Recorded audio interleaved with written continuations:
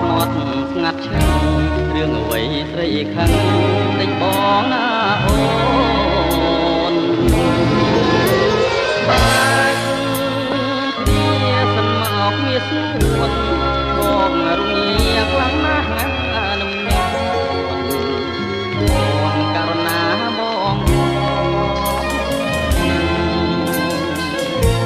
ដាច់ចិត្តម្លេះអូនស្ងួនលែង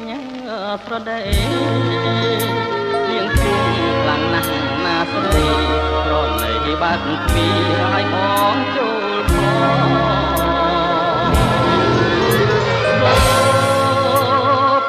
ក៏រំទាំងឆ្លើយឆ្លងលុកជ្រើណាស់ហើយណានួនល្អគេឯណាទៅ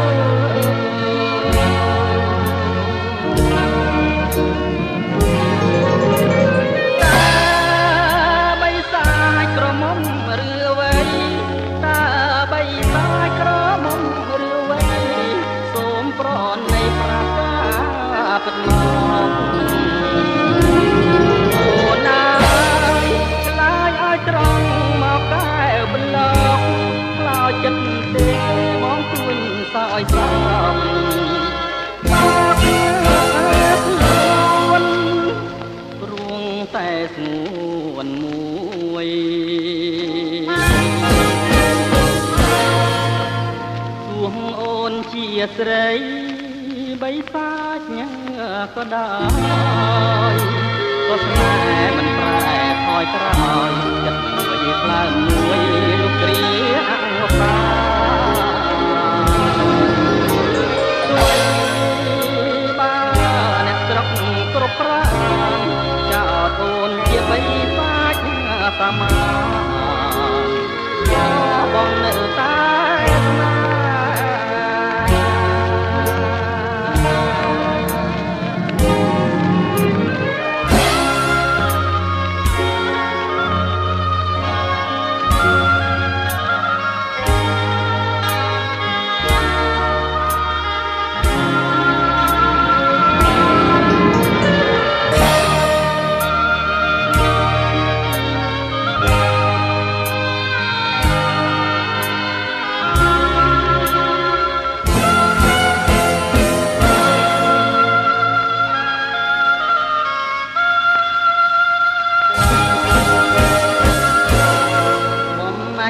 ស្រឡាញ់